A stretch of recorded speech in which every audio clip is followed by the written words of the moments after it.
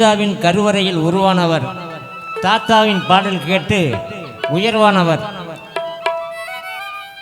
புயல் கூட திசை மாறும், புயல் கூட திசை மாறும், திவினேஷ் குரலிலே சுதி மாறாது. ஆளாக்கு உயரம் கொண்டவன், ஆளாக்கு உயரம் கொண்டவன், அழகு தமிழில் பாடும் வல்லவன். அந்த வல்லவனுக்கு திரு எம்.ஏ. சுப்பிரமணியன்,